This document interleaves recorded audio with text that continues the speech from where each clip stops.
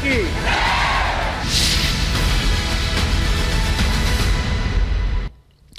और प्रधानमंत्री नरेंद्र मोदी ने लाल किले की प्राचीर से देश के नाम कई संदेश दिए।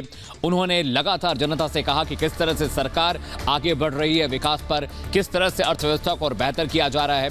उन्होंने परेड की सलामी भी ली और राजघाट पहुंचकर बापू को श्रद्धांजलि अर्पित भी की। गार्ड ऑफ ऑनर भी उन्हें दिया गया। उन्होंने कहा कि मणिपुर की जनता को अब शांति के साथ आगे बढ़ना है। उन्होंने कहा कि करप्शन के राक्षस का खात्मा बहुत जरूरी है करना। उन्होंने विश्व गुरु बनने की राह पर किस तरह से भारत खड़ा है और आगे बढ़ रहा है, इस पर भी बात की। साथ ही साथ उन्होंने कहा कि अर्थव्यवस्था को तीसरे पायदान पर लाने का वादा उन्होंने लाल किले की प्राचीर से देशवासियों से किया। उन्होंने इंफ्रास्ट्रक्चर पर बात की, उन्होंने एजुकेशन सेक्टर पर बात की, उन्होंने महिलाओं के विकास पर फोकस करने की बात की। उन्होंने तुष्टीकरण, भ्रष्टाचार जैसे जो विषय है, कहा कि उसे खत्म करना होगा और तभी देश आगे बढ़ेगा। एक रिपोर्ट आपको दिखाता हूं।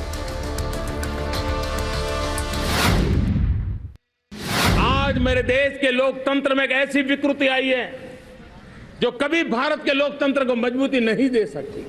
और वो क्या है बीमारी? परिवारवादी पार्टियां। इनका तो जीवन मंत्र यही है कि उनकी पॉलिटिकल पार्टी, उनका राजनीतिक दल परिवार का, परिवार के द्वारा और परिवार के लिए परिवारवाद और भाई भतीजावाद प्रतिभाओं के दुश्मन होते हैं।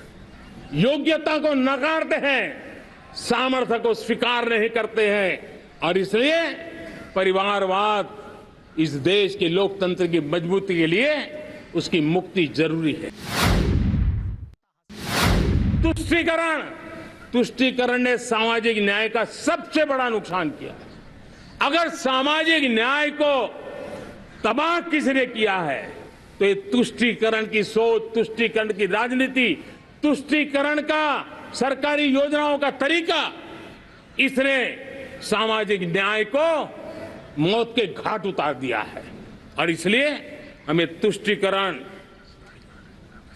भ्रष्टाचार, ये विकास का सबसे बड़ा दुश्मन है। अगर देश विकास चाहता है, देश 2047 विकसित भारत का सपना का साकार करना चाहता है, तो हमारे लिए आवश्यक है कि हम किसी भी हालत में देश में भ्रष्टाचार को सहन नहीं करेंगे। इस मूड को लेकर के चलना चाहिए कि हमें भ्रष्टाचार से मुक्ति पानी है। सरकार टेक्नोलॉजी से भ्रष्टाचार की मुक्ति के लिए बहुत प्रयास कर रही है। भ्रष्टाचारियों की संपत्ति जो हमने जब्त की है ना, वो पहले की तुलना में 20 गुना ज्यादा की है। मेरे प्यारे परिवारजनों, ये आपकी कमाई का पैसा लोग लेकर के भागे थे, 20 गुना ज्यादा संपत्ति को जब्त करेगा। और इसलिए लोगों की मेरे प्रति नाराजगी होना बहुत स्वाभाविक। अगर सपनों को सिद्ध करना है, संकल्प को पार करना है, तो हमें ये आंख मिचौली बंद करके, आंख में आंख मिला करके तीन बुराइयों से लड़ना बहुत समय की मांग है। हमारे देश की सारी समस्याओं की जड़ में भ्रष्टाचार ने दिमक की तरह देश की सारी व्यवस्थाओं को, देश के सामर्थ्य को पूरी तरह नोच लिया है। दूसरा, हमारे देश को नोच लिया है परिवारवाद ने। इस परिवारवाद ने देश को जिस प्रकार से जकड़ के रखा है, उसने देश के लोगों का हक छीना है। और तीसरी बुराई तुष्टीकरण की है। ये तुष्टीकरण में भी देश के मूलभूत चिंतन को, देश के सर्व समावेशक हमारे राष्ट्रीय चरित्र को दाग लगा दिए हैं। मेरे प्यारे परिवारजनों, आए दिन हम लोग सुना करते थे, यहां बम धमाका हुआ, वहां बम धमाका हुआ। हर जगह पे लिखा हुआ रहता था कि इस बैग को मत छूना, अनाउंसमेंट होते रहते थे। आज देश सुरक्षा की अनुभूति कर रहा है और जब सुरक्षा होती है, शांति होती है, तो प्रगति के नए अरमान हम पूरे कर सकते हैं। उसको लिए सीरियल बम धमाके का जमाना बीती हुई बात हो गई है। निर्दोषों के जो मौत होते थे वो बीते हुए कल की बात हो गई है। आज देश में आतंकी हमलों में भारी कमी आई है। नक्सल प्रभावित क्षेत्रों में भी बहुत बड़ा बदलाव आया है, बहुत बड़ा परिवर्तन का एक वातावरण बना है। मणिपुर में जो हिंसा का दौर चला, कई लोगों को अपना जीवन खोना पड़ा, मां बेटियों के सम्मान के साथ खिलवाड़ हुआ। लेकिन कुछ दिनों से लगातार शांति की खबरें आ रही हैं। देश मणिपुर के लोगों के साथ है। देश मणिपुर के लोगों को पिछले कुछ दिनों से जो शांति बनाए रखी है, उस शांति के पर्व को आगे बढ़ाएं और शांति से ही समाधान का रास्ता निकलेगा। और राज्य और केंद्र सरकार मिलकर के उन समस्याओं के समाधान के लिए भरपूर प्रयास कर रही है, करती रहेगी। मेरे प्यारे परिवारजनों, जब देश में गरीबी कम होती है तो देश की मध्यम वर्ग की ताकत बहुत बढ़ती है।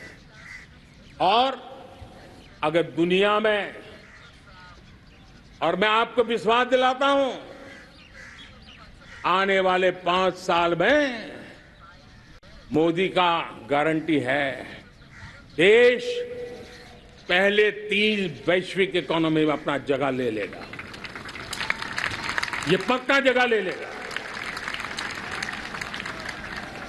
आज जो 13.5 करोड़ गरीबी से बाहर आए हुए लोग हैं, वो एक प्रकार से मध्यम वर्ग की ताकत बन जाते हैं। जब गरीब की खरीद शक्ति बढ़ती है तो मध्यम वर्ग की व्यापार शक्ति बढ़ती है। रिफॉर्म, परफॉर्म, ट्रांसफॉर्म, वो 5 साल जो वादा था वो विश्वास में बदल गया, क्योंकि मैंने परिवर्तन का वादा किया था। रिफॉर्म, परफॉर्म, ट्रांसफॉर्म के द्वारा मैंने इस वादे को विश्वास में बदल दिया। नई संसद बने, पार्लियामेंट का कोई सत्र ऐसा नहीं था नई संसद के। ये मोदी है, समय के पहले नई संसद बना करके रख दिया। मेरे प्यारे भाई बहनों, ये काम करने वाली सरकार है, निर्धारित लक्ष्यों को पार करने वाली सरकार है। ये नया भारत है, ये आत्मविश्वास से भरा हुआ भारत है, ये संकल्पों को चरितार्थ करने के लिए जी जान से जुटा हुआ भारत है। और इसलिए ये भारत न रुकता है, ये भारत न थकता है, ये भारत न हाँफता है और न ही ये भारत हारता है। इस कालखंड में जो हम करेंगे, जो कदम उठाएंगे, जितना त्याग करेंगे, तपस्या करेंगे, सर्वजन हिताय सर्वजन सुखाय, एक के बाद एक फैसले लेंगे, आने वाले 1000 साल का देश का स्वर्णिम इतिहास उससे अंकुरित होने वाला है। इस कालखंड में होने वाली घटनाएं आगामी 1000 साल के लिए इसका प्रभाव पैदा करने वाली है। गुलामी की मानसिकता से बाहर निकला हुआ देश पंच प्राण को समर्पित होकर के एक नए आत्मविश्वास के साथ आज आगे बढ़ रहा है। नए संकल्पों को सिद्ध करने के लिए वो जी जान से जुड़ रहा है।